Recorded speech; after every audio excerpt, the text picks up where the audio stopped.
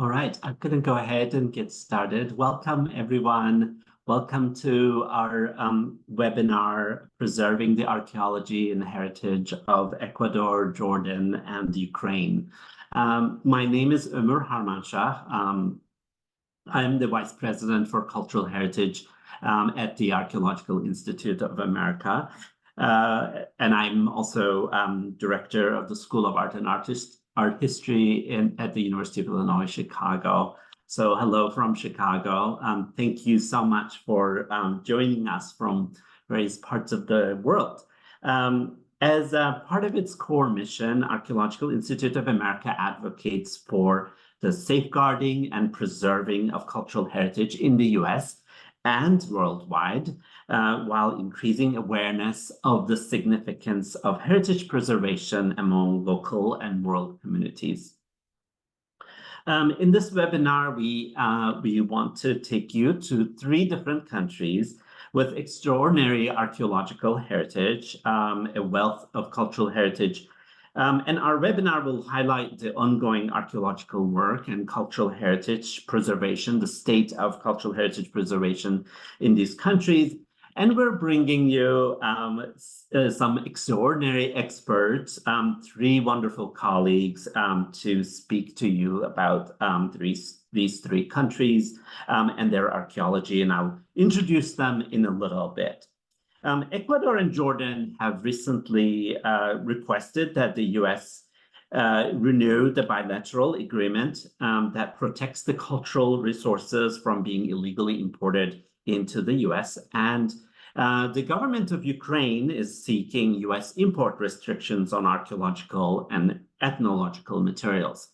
We're organizing this webinar basically on the occasion of the consideration of cultural property agreements with these 3 countries in the upcoming meeting of the U.S. Cultural Property Advisory Board, or CPAC. And our primary goal is to encourage our members and public to be informed and to engage with this process, hopefully by writing letters of support. U.S. Cultural Property Advisory Committee makes recommendations to the president about bilateral cultural property agreements between the U.S. and the nations seeking to protect their archaeological objects from looting and illegal export. Before recommending that those bilateral agreements be signed or renewed, CPAC reviews written testimony from constituents to determine whether countries are doing their part to protect their archaeological heritage and participate in cultural exchange. In their upcoming meeting in June, CPAC will solicit public testimony on the state of cultural heritage preservation in these 3 countries to consider the renewal of agreements with Ecuador and Jordan and a new agreement with Ukraine. So in any case, I'm very excited to present to you 3 distinguished guests today who will present to you their ongoing work in Ecuador, in Jordan, and Ukraine. I'd like to introduce them to you real quick and then leave the floor for their presentation. So first is Roksolana Makar, who's joining us from Kiev. She is an art historian, a researcher, and writer. She obtained her art history degree at the National Academy of Fine Arts and Architecture of Ukraine, and master's degree in cultural studies in National University Kyiv Mohila Academy. Currently being affiliated with Ukrainian Heritage Monitoring Lab, she's documenting damage of Ukrainian cultural heritage caused by the Russian aggression. Her work is focused around adopting, and developing forensic heritage methodology in Ukraine in collaboration with international organizations. She also works as a content lead of the Wall Evidence Project, an open archive of Russian military graffiti in Ukraine. So I'm very excited to welcome Roksolana to our webinar. Second, we will hear from Sarah Rowe, who is an associate professor in the Department of Anthropology and program coordinator of Public Heritage and Community Engagement degree at the University of Texas Rio Grande Valley. Sarah is an archaeologist specializing in the material culture of Latin America, specifically the Valdivia tradition of coastal Ecuador. Her research focuses on questions of social organization and identity in the context of incipient social inequality. In her archaeological practice, she focuses on ceramic analysis, community collaboration in archaeology, and digital methods for conducting archaeological analysis and communicating research results. Thank you, Sarah, for joining us to talk about Ecuador. Last but not least, we will hear from my colleague Morag Kersel, who is Associate Professor of Anthropology at DePaul University. She's my neighbor in Chicago. Professor Kersel is an archaeologist with a doctorate from the Department of Archaeology at the University of Cambridge and Master of Historic Preservation from the University of Georgia. Morag has research and fieldwork projects in the Eastern Mediterranean, particularly focusing on prehistoric cultures of the Neolithic, Chalcolithic, and early Bronze Age periods. Morag is interested in the relationship between cultural heritage law, archaeological sites and objects, the antiquities trade, and local interaction with heritage. We're very lucky to have Morag because she's always my go-to person about antiquities trade and archaeological ethics. So thank you, Morag. Morag's work combines archaeological, archival, and oral history research in order to understand the efficacy of cultural heritage law in protecting archaeological landscapes from looting. So what a treat. We're very lucky to have you all here in the webinar. So I'll first leave the floor for Roksolana to present us on Ukraine. Thank you. Hello, everyone. So glad to be here tonight. So I will be sharing my screen and we'll begin my presentation shortly.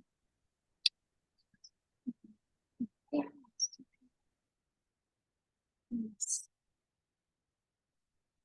Do you see my screen all okay?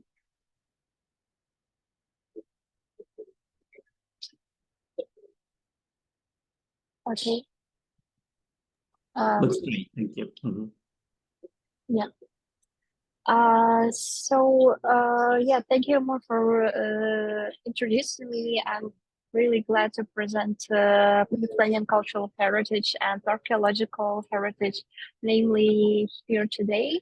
So, as more mentioned, I'm affiliated with the Ukrainian Heritage Monitoring Lab since the beginning of this full-scale invasion. We've been documenting the damage to the Ukrainian culture, digitizing the collections of the museums, and also trying to restore our heritage, monitor the losses in the occupied territory where we cannot reach, and also to achieve accountability in the future, which is my area of expertise mainly. So today I'll briefly present you the main archaeological periods and treasures of Ukrainian culture, and this presentation will be very tightly intertwined with the problems that we have due to the war and other aspects of Ukrainian context. So right now, I will be showing you the main periods and main blocks of our archaeological heritage we do have. The first one being the Paleolithic archaeological heritage, which is very rich in Ukraine, and we have it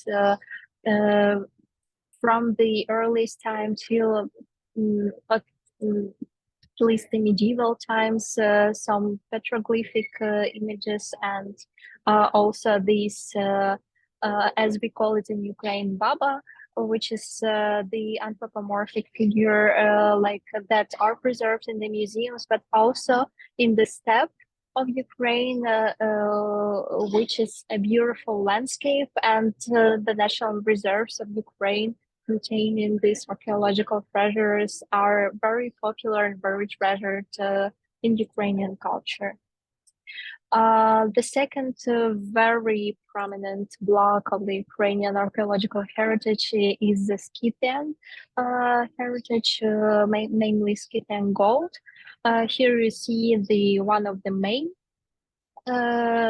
treasures which is preserved in Kiev, Ukraine, where I currently reside, which is a fractal of the Scythian period. But also we do have lots of problematic Scythian heritage that was taken to Russia during the 20th century and also being contested by the Russian state since the beginning of the war in Ukraine in 2014. So Scythian were the Iranian tribe that was living in Ukraine roughly 5th century before Christ. So these tribes were living in the south of Ukraine and Crimea, and that's why we have lots of Scythian gold and heritage there. And one of the most prominent examples of the Scythian collection that was being exhibited in the Netherlands in 2014 was from the Ukrainian museums. And for Ukraine, it took 9 years to take it back to Ukraine because Russia contested after occupying Crimea this collection and wanted to add it to the Russian museum fund. The ancient Greek heritage is also a very prominent part of the Ukrainian archaeological culture, also being mainly located in the Black Sea region. So it's also Crimea, also the south of Ukraine, which are areas which were being occupied or they are under constant shelling right now. So here you can see the Crimean heritage again, which is Khersones, a very prominent site, not only because of it being the Greek ancient colony, but also it was a site where the Prince Volodymyr of Kiev adopted Christianity. So it's like the point of adopting Christianity in Ukraine as a state religion. So this site is particularly important as a cultural site for the historical memory, and also being used by lots of different aspects by the Russians since they occupied Crimea. And right now, this historical site, for example, is being on occupation for 10 years, and we do not actually know lots of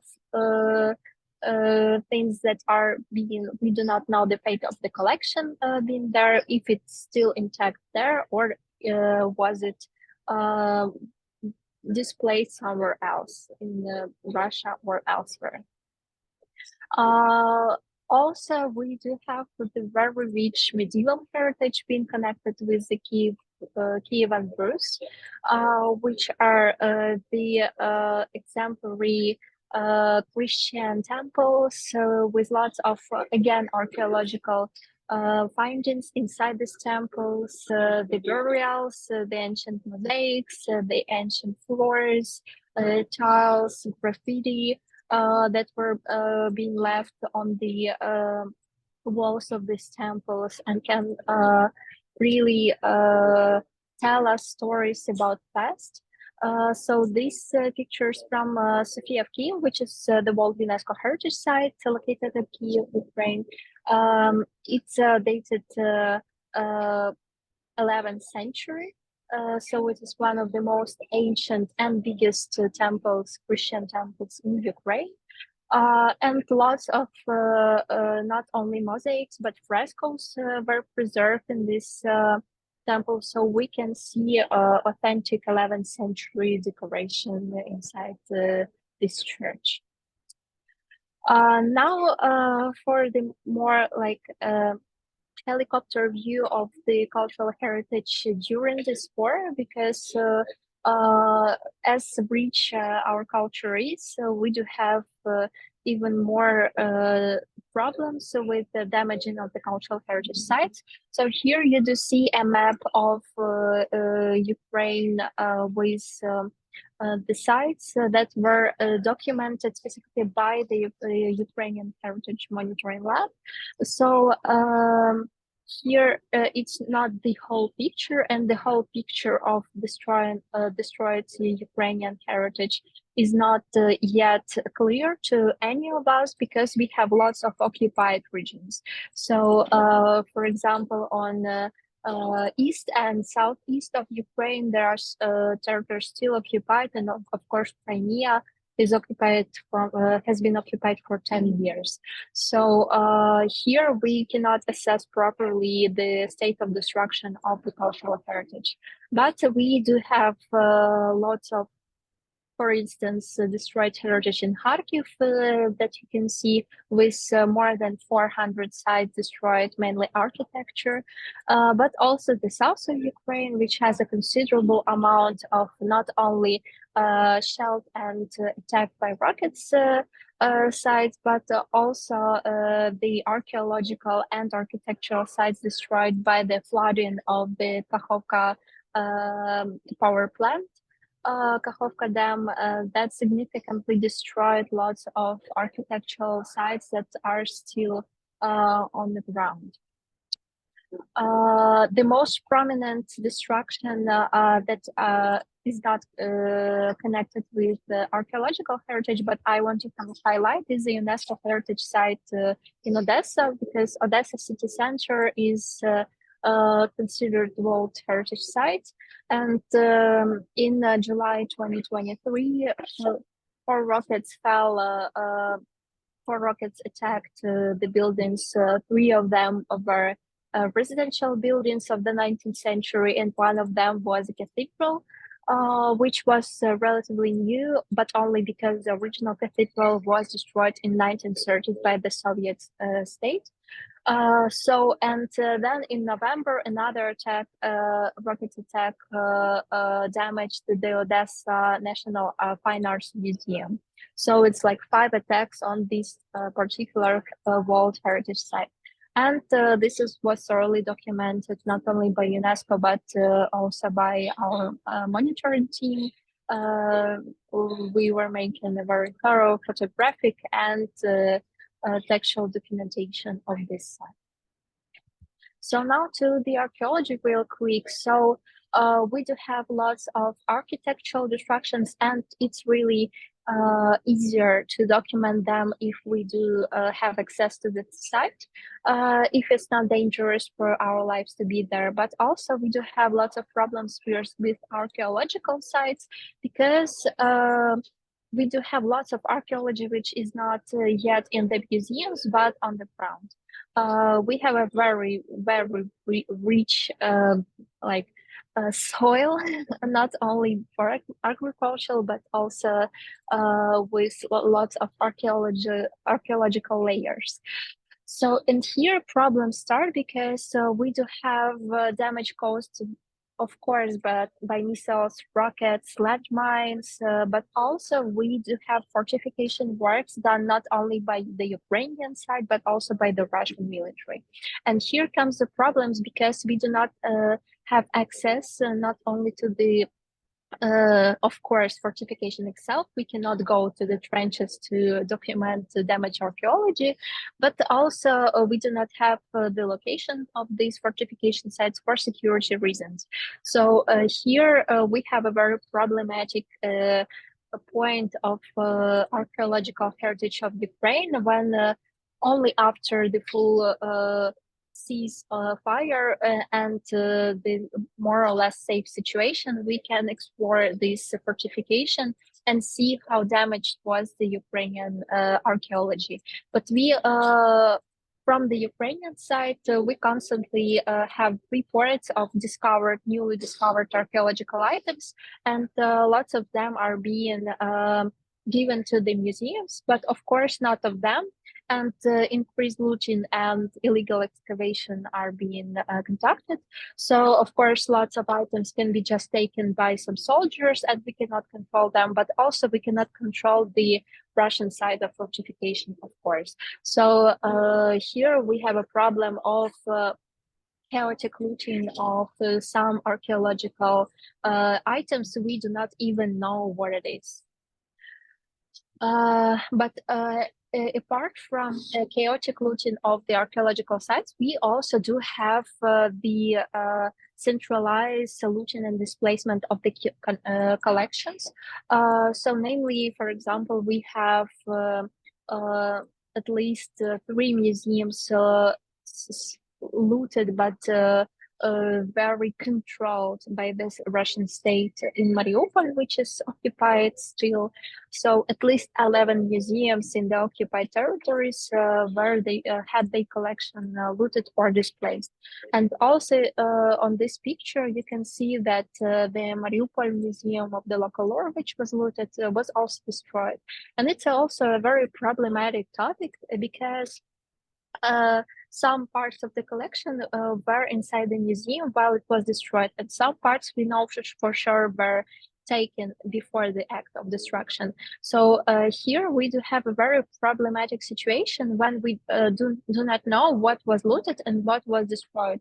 And that's what we had, for example, in the practice of the Mosul Museum in Iraq, for example, where some parts were claimed to be destroyed, but then they were looted. So here we have similar situation when the act of destroying could possibly just conceal the act of looting. So here here is a very problematic topic. And of course, some paintings, for example, and some items are officially shown in the Russian state museums, but also some of them are not, and we do not know if they are on the markets or if they were destroyed, because of course all the documentation is also taken or destroyed by the Russian military. And one of the most prominent examples of this act of centralized looting is the archaeological site of the Kam'yana Mohyla, which can be translated as a stone tomb.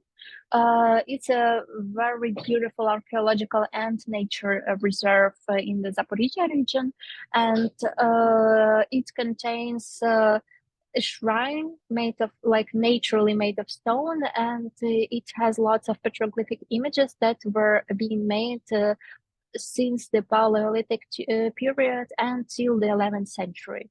So lots of really precious items were being there, and also a museum that was nearby. And we know that during the occupation, the collection of this museum was displaced to Russia. And we also know from the documents and open sources that order for displacement was signed by Putin himself.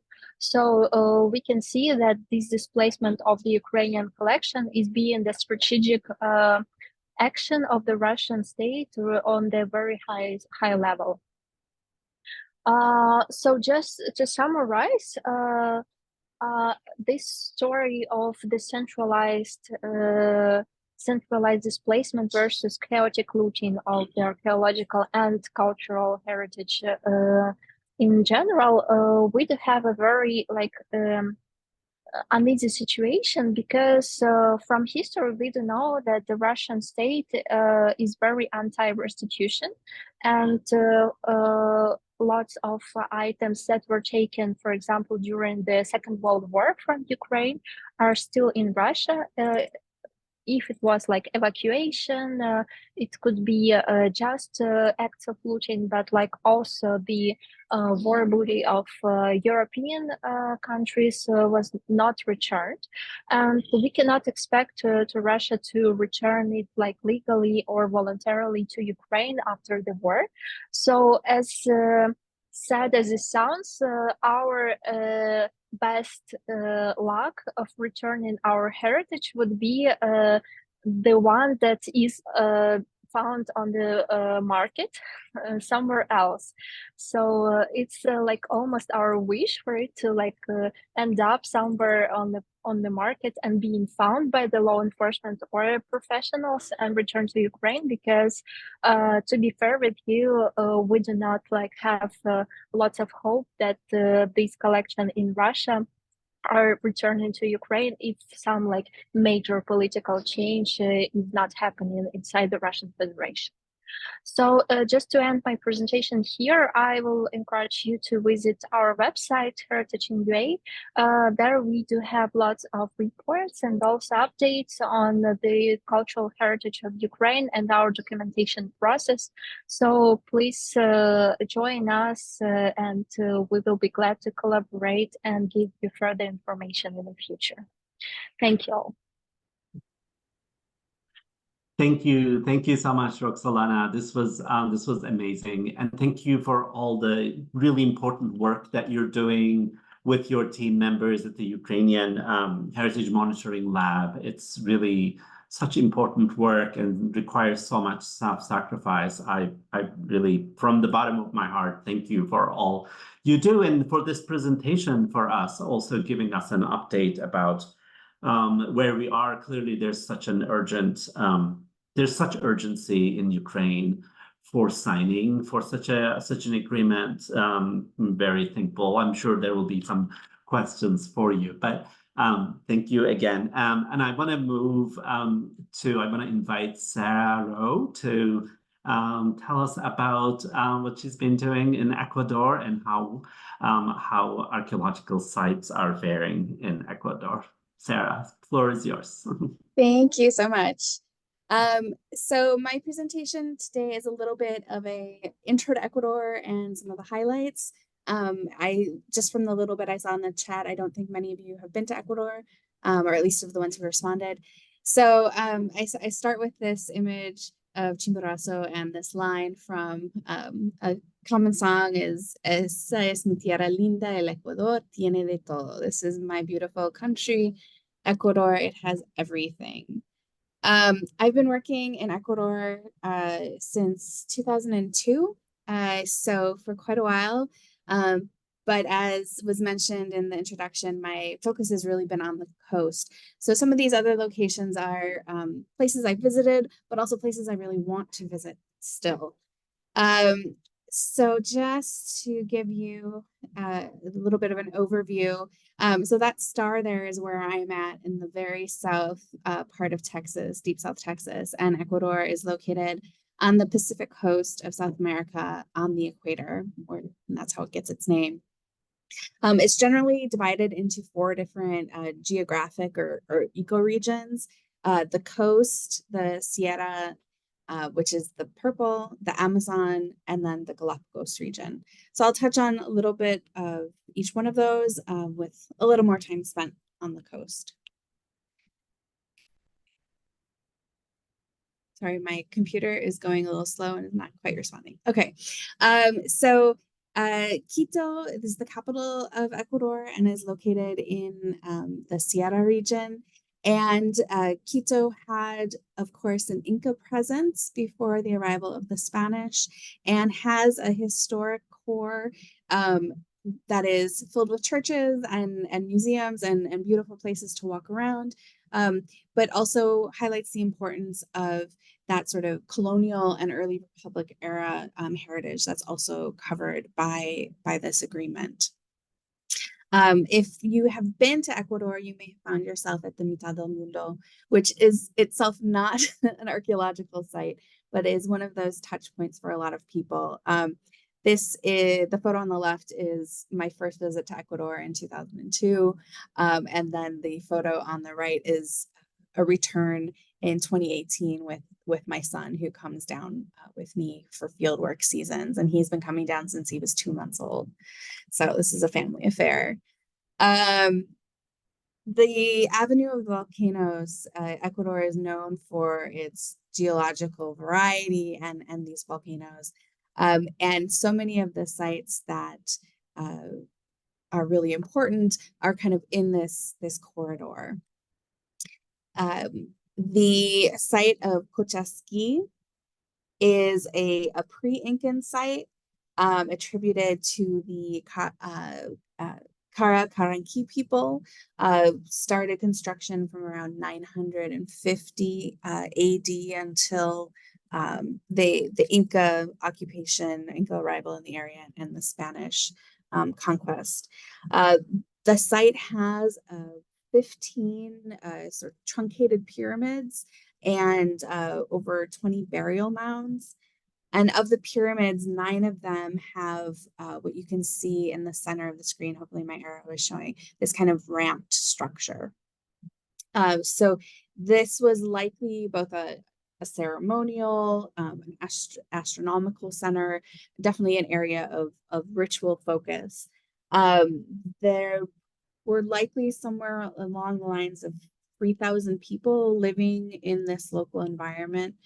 But the site of Kochaski does have active archaeological investigations that are going on, have been going on for quite some time. A lot of community involvement. There's several community-based museums and a museum at the Kochaski Archaeological Park. So there's been good work to document it. But you can see it's quite a large complex, and it is somewhat remote. So visitorship is. There's always room for more appreciation of a site, and also always room for more protection of a site.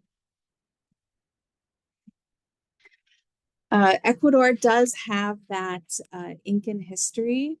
It was added to the Incan Empire relatively late. So in the Tupac Inca expansion of kind of the late 1400s. And then, of course, that expansion and subsequent divisions led to the Atahualpa and Huayna civil war that made the empire a little bit more susceptible to Spanish conquest in general. But this is the site of Ingapirca, and this is located out near the town of Cuenca, which is in the southern highlands. And it's a very great example of that kind of Inca stonemasonry, that dry fit, beautifully shaped stonemasonry. This is is thought to be an astronomical temple. It's the Temple of the Sun.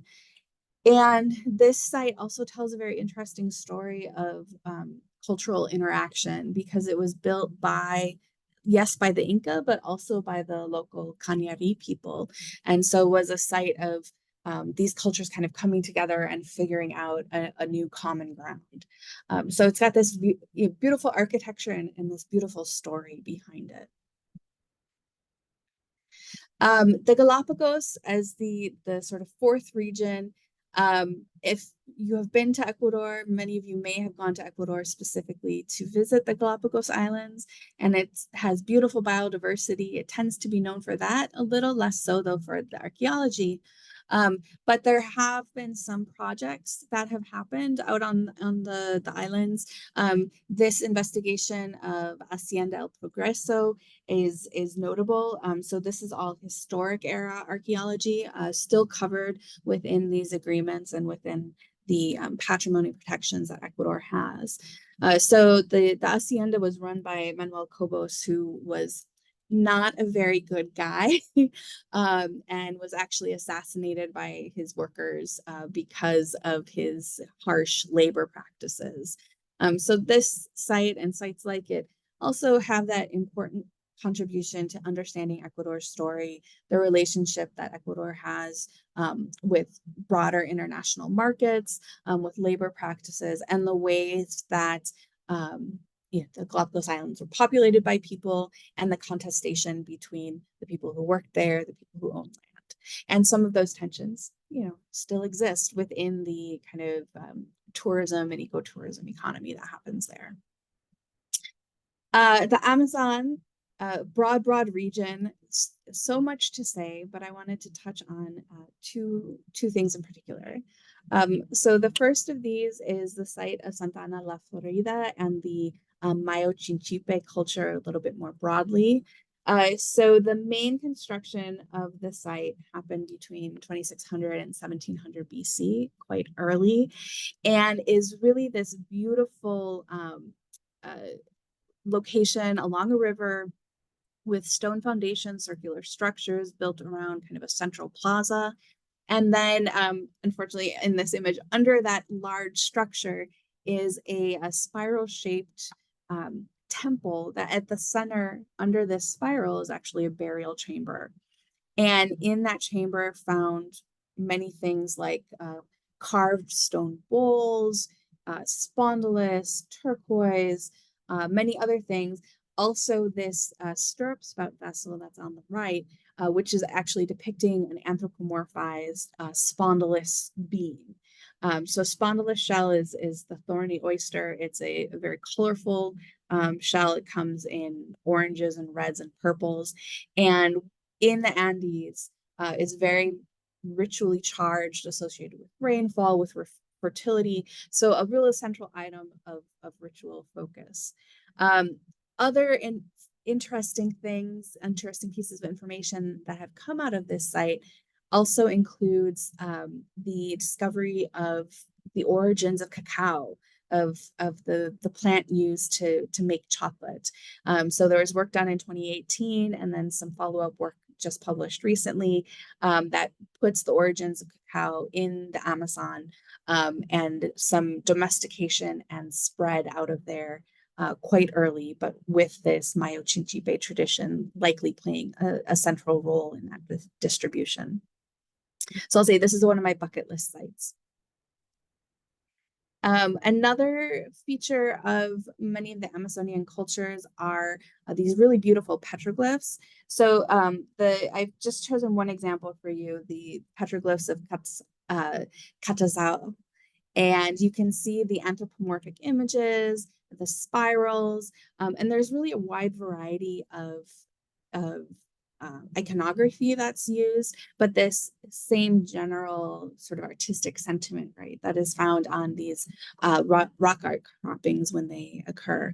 And there's still work being done to really attribute these to specific cultural traditions or provide chronological placement to them, but a really beautiful feature of the landscape in an area that's often thought of as just being kind of river and jungle. So you have these lovely objects as well. When I take you to the coast now, in Guayaquil is the main sort of port city on the coast, the second capital to Quito, the competitor at times. This image is of the Barrio Las Peñas. It's very colorful, set up on a hill, and is a frequent tourist attraction, a place where tourists will come to visit. The church on top, there's also a historic lighthouse that you can climb up. And this is where I spend a lot of my time. If any of you have gone to the coast, you will have seen these beautiful ceiba trees that just stand out on the landscape. And you may have gone to do some whale watching. When we take students down with us, this is one of the activities that we always take time to do so that they can appreciate the sort of natural wonder of the place and also start to think about how that ecological variety may have played a role in the past cultural traditions. On the coast, we have a beautiful tradition of figurines going all the way back in time. So the Monteño tradition, which is late pre-Hispanic, these highly polished Black figurines, oftentimes of male individuals with body tattoos. This one is sitting on a special seat of power. The Guangala tradition that precedes it, with these very characteristic oval eyes and this sort of slanted back head. The Chorrera tradition has been recovered a lot, or you'll find a lot in museum collections, and there's been relatively less work done from actual archaeological contexts. So we have beautiful pieces, but we don't know all that much about the social context of this culture. And part of that is because they made such amazing ceramics that it has been a focus of looting in the past. The Machalia culture, again, this sort of characterization, characterized by these eyelid slits. And then my favorite, last but not least, Valdivia, going all the way back in time. And this is actually a stone figurine that we found at our site. The stone figurines are relatively less common, but I'll circle back to some Valdivia figurines in just a moment. Some really key archaeological sites. Agua Blanca is one. It's in Manabí province, near the town of Puerto Lopez. And this has had some excavations that have happened since the late 80s, mid to late 80s, by Colin McEwen and Maria Isabel Silva Iturralde. Also very strong community collaboration and community preservation of the site. There's a museum and tours and tour guides that care for the site and look out for it. The site has seen damage before those excavations due to hacienda in the area clearing and using these stone foundations for a railroad bed. But then there are also issues of preservation and erosion and things like that the community is dealing with and trying to maintain care of the site. Also from that Manteño tradition is Cerro Jaboncillo, which is a very large mountain that was occupied during the Manteño period. This is the on the right is the entrance to the archaeological park, the protected area, and you can see the hill rising behind it.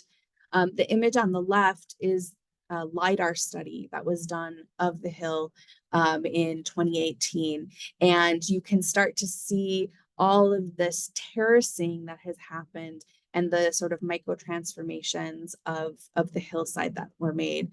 This has led some people to refer to Cerro Jaboncillo as the Machu Picchu of Ecuador.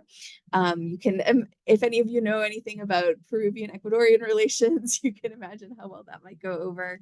But it is clear that this is a drastically altered landscape and was in extensive use for quite some time. This is another location that has a very strong community collaboration component. There is the official sort of state museum, but then there's also a community museum and community guides that are helping to protect the area and prevent damage through any sort of looting or poaching of animals that are on the site. The Manteño tradition is really known for these beautiful carved stone seats. They're sometimes referred to as seats of power. The Smithsonian Institution has many of them. There are other ones that are located at other institutions around the world, and were taken, many of them from Cerro Jaboncillo, some from Agua Blanca, and these are really iconic of the cultural tradition and a focus of both archaeological investigation and in the past of looting, because they are such beautiful pieces. The Valdivia, the so-called Venus figurines, are another object that has been frequently looted. This is an image of a head that we found at our site. I personally have been called by Customs and Border Patrol to visit a house down here near the border to review materials that they had, and along with a lot of pieces from Mexico, they also had a number of Valdivia figurine fragments. So this is something that definitely enters that illicit market. They are relatively small and portable, which is also why they tend to be looted or tend to be trafficked. I'll just put in a plug for our project. Again, the focus on community collaboration. The site that we work at is called Buen Suceso, and we collaborate with the community of Dos Mangas. people involved out at the dig when it's close enough, having school children drop by. We work with the local community guides on the archaeological project. So they're trained for the ecotourism, but then we've incorporated them in the archaeology. There's my son again, who this was his first field season there.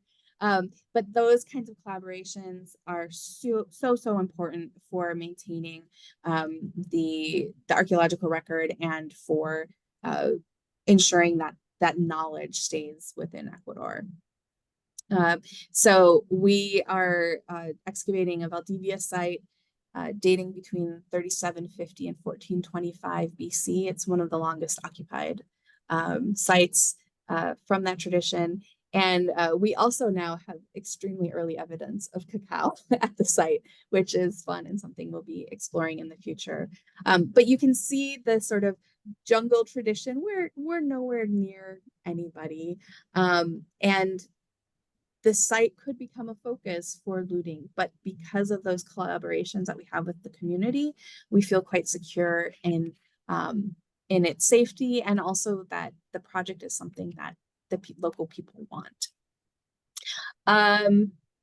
So I will wrap up there. I do just want to mention, Ecuador has had some bad press recently. The rise of violence from gangs and drug cartels. And many of us know how the illicit trafficking of artifacts can sometimes go hand in hand with that activity. So I, of course, am very much in favor of the renewal of the agreement. And I think that agreement is actually going to be quite critical in the coming years to prevent any of the really sort of disastrous impacts we've seen of cartel activity on archaeological sites and other locations. So, just beautiful pictures. All right, I will wrap it there. Thank you, everyone. Thank you. Thank you so much for this presentation and presenting such a wealth set of sites. And I'm a big fan of the Incan masonry, of course. So I was delighted to see some examples. So I'm gonna, in the interest of time, I'm gonna just jump to give the floor to Morag Kersel, last but not least, to hear about Jordan. Morag, the floor is yours, please. Thanks. So I'm going to take us through a pretty quick romp through Jordan. I've been, sorry, hang on one second. There we go. Oh, crap. Isn't this working? There we go. So I've been privileged to work in Jordan since 1992, and I'm there with the permission of and collaboration with friends and colleagues from the Jordanian Department of Antiquities and folks from the various universities and colleges across the country. Jordanians are amazing, and every time I get in a taxi and a driver asks me about my family or where I'm from or what I do, and I tell them I'm an archaeologist, there we go. They immediately tell me about the sites they visited, their hometown, the museums they love, and then they give me tips on places to visit. It's fabulous. So in many ways, I don't really think I need to introduce Jordan because so many of us are familiar with its people and its sites and landscapes and objects from films like 1962, Lawrence in Arabia, or my personal favorite, and probably the reason I'm here today, Indiana Jones and the Last Crusade. Who can forget the use of the iconic treasury as the setting for the Nazi choosing poorly? And if you know, you know, right?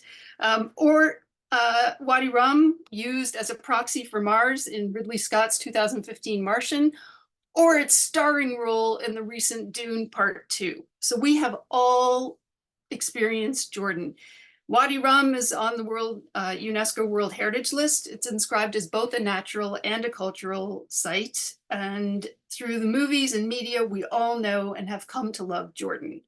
It's on the top of many bucket lists, and I highly recommend a visit. So just a little background to set the stage for Jordan and their cultural heritage and archaeology today. After World War I and the dissolution of the Ottoman Empire, the League of Nations carved up the area under the mandate. And in 1946, Jordan became its own country. It gained independence then, and just for a frame of reference, it's about 3/4 of the size of Pennsylvania that you can see here in this image. It's a little bit smaller than Indiana. So archaeology and cultural heritage are some of the main reasons people visit Jordan. They visit the sites, the museums, and the landscapes. And you can experience everything from prehistory to the Ottoman period at sites across the country. And in an amazing rebound from the global pandemic, last year, more than 6 million people visited Jordan. And its tourism sector contributes about 14.6% to the GDP. It has 6 sites on the World Heritage List, which includes Wadi Rum. The properties represent the range of Jordanian heritage, including the world-famous Petra, inscribed for its Nabatean cultural architectural ensemble, a Byzantine settlement, an Umayyad so-called castle with spicy pictures, although it's probably a hunting lodge, and the Ottoman city of As-Salt. There are also a further 16 sites on the tentative list.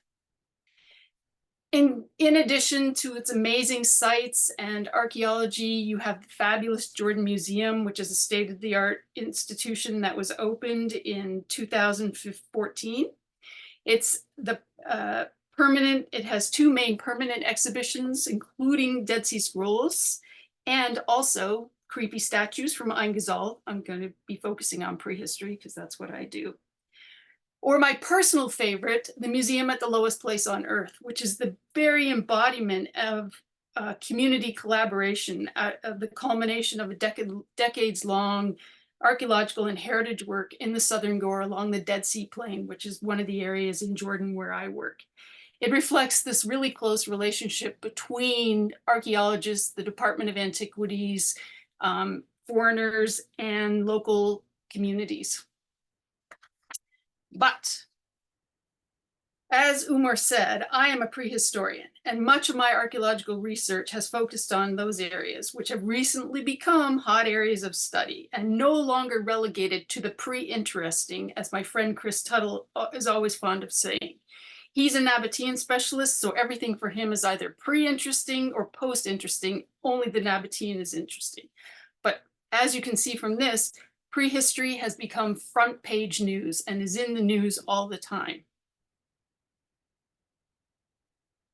Whether it's prehistory or something a lot more recent, the government, the Department of Antiquities, and the people of Jordan are very committed to protecting, preserving, interpreting the past. There are a number of non-governmental organizations who are dedicated to culture. I'm most familiar with the Petra National Trust, with whom I worked. It's the oldest national organization for cultural preservation, and it's very interested in natural and cultural preservation and management of heritage sites. But despite the best efforts of all of these local communities, the Department of Antiquities, the NGOs, and others to protect the objects and sites, demand for archaeological objects with a connection to the Holy Land is driving looting and theft in that country. So you can see here early Bronze Age pots, probably from the sites where I work, on display, legally available for sale, but probably looted from a site like this. And this is early Bronze Age Baba Dra, which is both a town site and a cemetery where people were buried with a number of grave goods. And it is these pots that people want to own. Now, Baba Dra is not the only place out there that has been identified as biblical Sodom, which makes all of the associated artifacts very attractive to tourists, to pilgrims, anyone with an interest in biblical things. There is also a Baba Dra that has, a Sodom that has been identified north of the Dead Sea at Tel El Hammam. And they recently published a piece where they explained that they had found evidence for a conflagration or fire at the site, which confirms for them the existence of biblical Sodom. But I will tell you that in neither place have we found a sign saying this is biblical Sodom. So leave that with you. But whether biblical Sodom is at Tel El Hammam or Baba Dra or nowhere, that's not really germane for our conversation today. It's headlines like these that lead to increased demand for these objects that leads to looting, which is what I've spent most of my time looking at with my colleagues Meredith Chesson from the University of Notre Dame and Chad Hill from University of Pennsylvania, we've been monitoring change over time at these archaeological sites. And then I've been tracking where the artifacts go and how they end up legally available for sale. So here they are, because in Israel, it's legal to buy and sell antiquities. Somehow these objects are going from, from Jordan, crossing an international border, getting laundered, and ending up available for any one of us to buy at any time. So everybody wants a pot from the city of Sin, as someone, that's a direct quote from one of my informants.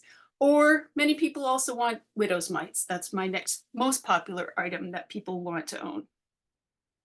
So in order to make a more concerted effort at combating looting and the illegal trade, Jordan, requested a memorandum of understanding with the US, recognizing that the US is the destination market for many of these artifacts. And under that memorandum of understanding, the Department of Antiquities has partnered with the American Center for Research in Amman and put together a prevention of illicit trafficking of cultural property program, which included establishing an anti-theft unit within the Department of Antiquities solely dedicated to these issues. So the Jordan-US MOU is having an impact, but there's a lot more work to be done. And here, Ömür, I'm going to set you up, because here's what you can do.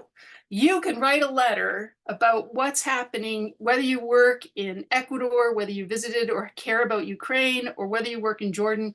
You can write a letter, and here's an example, and I know Ömür is going to give us more information on this, or you can speak at the open session and testify as to your experiences working with people, how easy it was to get a permit, how great it is to work with Jordanians or Ecuadorians or Ukrainians.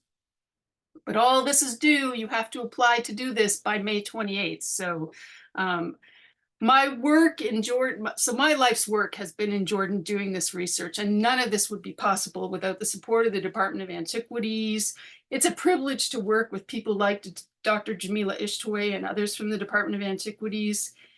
These friends and colleagues with whom we work are invaluable, and I want to do what I can to support them in their quest for the extension of the MOU with Jordan. So I know that was really quick, and I know it wasn't as archaeological as some of you want, but I know we're pressed for time, so I'm going to leave it there and stop sharing.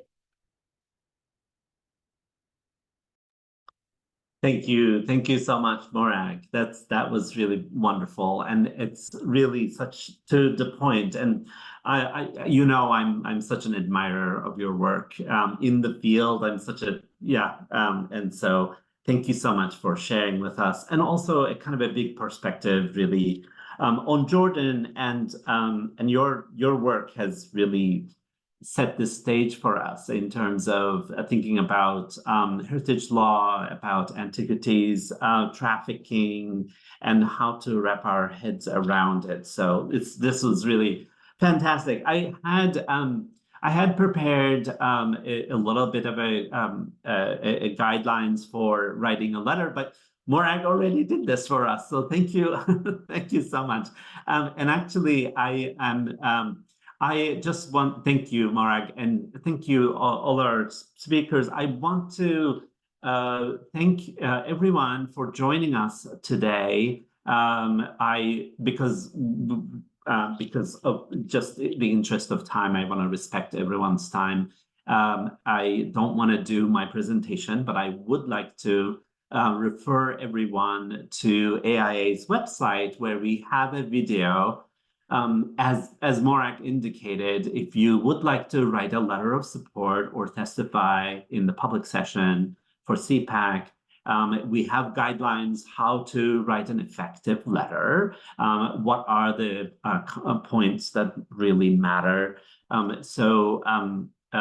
colleague Meredith Langletz recorded a wonderful video that provides those guidelines, so I won't repeat that. So, and Meredith provided a kind of a link to our page in the chat. So please refer to that. but I would really like to thank AIA staff for making this webinar possible. Thank you, Meredith, particularly putting this together. And I want to thank our speakers, Morag Kersel, Sarah Rowe, and Roksolana Makar for these really beautiful presentations. I can't believe how lucky we are that we brought you together to think about these really important countries. I really apologize from our webinar participant audience that we didn't have time for questions, but hopefully feel free to send us emails through the AIA website. Thank you all so much for attending.